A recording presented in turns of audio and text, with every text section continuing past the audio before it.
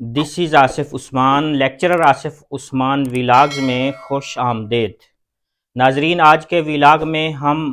چند ایسی باتوں کی نشاندہی کرنے والے ہیں جو ہماری سوسائٹی اور معاشرے میں بہت زیادہ مشہور ہیں، لیکن قرآن و حدیث سے وہ ثابت نہیں ہیں۔ یہ باتیں لا علمی کی وجہ سے نسل در نسل منتقل ہوتی چلی جا رہی ہیں، اس لیے ہمارے اوپر لازم ہے کہ ہم ان باتوں کو علم کی کسوٹی اور معیار کے اوپر پرکھیں۔ کیا عورت مرد کی پسلی سے پیدا ہوئی ہے؟ ہمارے معاشروں میں یہ بات بہت مشہور ہے کہ ہمارے اسلامک لٹریچر کے مطابق سمجھا یہ جاتا ہے کہ عورت مرد کی پسلی سے پیدا ہوئی ہے، لیکن یہ بات نہ قرآن نے اس کو وضاحت کے ساتھ بیان کیا ہے اور نہ ہی حدیث میں اس بات کی کوئی وضاحت ہے۔ سورہ نساء کی آیت نمبر 1 میں ہے، یا ایھا الناس اتقوا ربکم الذی خلقکم من نفس واحدہ وخلق منہا زوجہا۔ تو اس آیت میں یہ کہا گیا کہ اللہ تعالیٰ نے ایک اصلیت سے مرد اور عورت کو پیدا کیا ہے۔ البتہ صحیح بخاری حضرت ابو ہریرہ رضی اللہ تعالی عنہ سے مروی حدیث نمبر 3331، جس میں عورت کی تخلیق کا بیان نہیں بلکہ عورت کی فطرت اور نیچرل جو اس کی طبیعت ہے اس کو بیان کرتے ہوئے حضور نبی کریم صلی اللہ علیہ وسلم یہ فرماتے ہیں کہ عورتوں کے بارے میں میری وصیت کو ایکسیپٹ کرو، مطلب عورتوں کا خیال رکھیے گا، کیونکہ عورت پسلی سے پیدا کی گئی ہے اور پسلی میں سے بھی سب سے جو ٹیڑھا حصہ ہے وہ اوپر والا حصہ ہوتا ہے، اس لیے تم نے عورتوں کے بارے میں میری وصیت کا خیال رکھنا ہے۔ تو اس حدیث کے اندر بھی کوئی اس طرح کی وضاحت نہیں ہے کہ عورت مرد کی پسلی سے پیدا ہوئی ہے،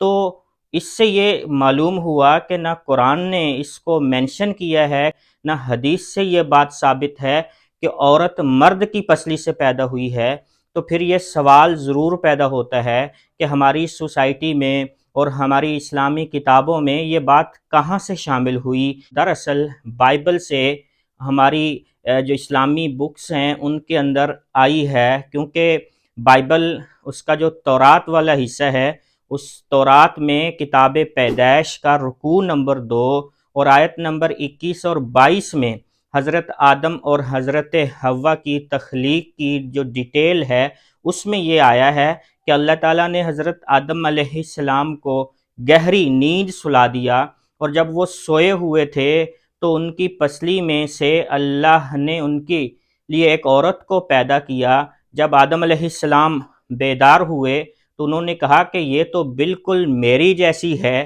میری ہڈی میں سے ایک ہڈی اور میرے گوشت میں سے ایک گوشت، تو اس کا نام تو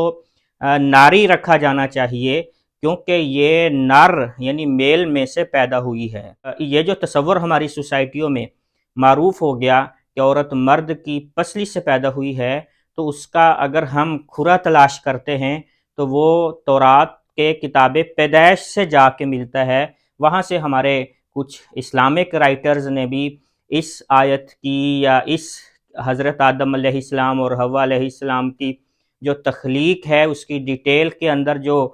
فل ان دا بلینکس تھی ان کو فل کرتے ہوئے وہاں سے لے کے اس کو کمپلیٹ کیا ہے۔ دوسری بات ہماری سوسائٹی اور معاشرے میں بہت زیادہ مشہور ہے کہ جب بھی ہم حضرت یوسف علیہ السلام کا نام لیتے ہیں تو ان کے نام کے ساتھ ہمارے ذہنوں میں فوری طور پر جس عورت کا نام آتا ہے ہم اس کو زلیخا کے نام سے موسوم کر دیتے ہیں، لیکن آپ کو معلوم ہونا چاہیے کہ وہ عورت جو یوسف علیہ السلام کے قصے میں آتی ہے اس کا نام زلیخا یہ نہ قرآن نے نومینیٹ کیا ہے اور نہ ہی حدیث نے نومینیٹ کیا ہے، اور لطف کی بات یہ ہے کہ بائبل کے ٹیکسٹ نے بھی یہ نام نومینیٹ نہیں کیا۔ قرآن مجید نے سورہ یوسف میں یا تو اس عورت کو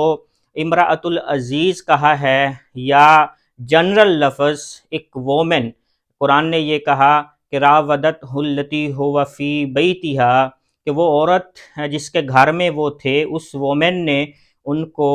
انوائٹ کیا فزیکل ریلیشن کی طرف، تو قرآن نے اس عورت کو زلیخا کا نام نہیں دیا، حدیث نے بھی نہیں دیا اور بائبل کے ٹیکسٹ نے بھی نہیں دیا، لیکن ہمارے اسلامک لٹریچر میں تفسیر کی کتابوں میں یا بعد میں لکھی جانے والی کتابوں میں اس عورت کو زلیخا کے نام کے ساتھ نومینیٹ کر دیا گیا۔ تو سوال یہ ہے کہ یہ نومینیشن، اس کا سورس اور اس کی بیس کیا ہے؟ تو جواب یہ ہے کہ اس نومینیشن کی جو بیس ہے وہ اسرائیلی روایات ہیں اور بائبل کی وہ تفسیریں ہیں جہاں اس عورت کو زلیخا کے نام سے نومینیٹ کیا گیا ہے۔ ایک اسٹوڈنٹ نے اسلام کے بعد اس نے ایک کویسچن کیا، اس کا کویسچن سے پہلے اس نے جو اپنے انٹروڈکشن کروایا اور اس نے یہ کہا کہ میں ایک عیسائی فیملی سے تعلق رکھتا ہوں۔ میرا سوال یہ ہے کہ آپ کے مطابق اسلام کسی کی غیبت سے منع کرتا ہے، بٹ یہ بتائیں کہ پھر زلیخا، اس کی جو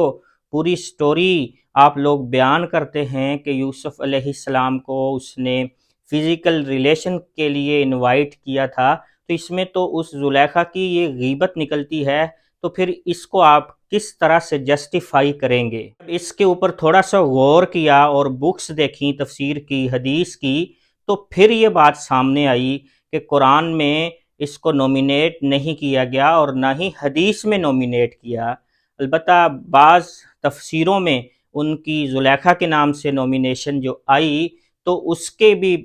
غور کرنے پر پتہ چلا کہ وہ نومینیشن بھی اسرائیلی روایات سے آئی ہے۔ تو ناظرین، آپ نے دیکھا کہ یہ باتیں جو ہماری سوسائٹی اور معاشرے میں بہت زیادہ مشہور تو ہیں کہ عورت مرد کی پسلی سے پیدا ہوئی ہے، یا یوسف علیہ السلام کے ساتھ جو دوسری عورت کا کردار ہے اس کا نام زلیخا ہے، لیکن یہ دونوں باتیں ثابت نہیں ہیں قرآن اور حدیث سے۔ تو اس سے یہ معلوم ہوا کہ ہر وہ بات جو ہماری سوسائٹی اور معاشرے میں مشہور ہو، اس کا مشہور ہونا اس کے درست ہونے کی دلیل نہیں ہے۔ اس لیے آج نالج کے اس دور میں ہمیں ریسرچ کا سہارا لینے کی ضرورت ہے، اور کوئی بھی معلومات ہمارے سامنے جب آئیں تو ضرورت اس بات کی ہے کہ ہم اس کو ریسرچ کے ترازو میں انالسز کرنے کے بعد آگے شیئر کریں۔ آخر میں آپ سے چھوٹی سی درخواست کہ چینل کو سبسکرائب کرنا مت بھولیے۔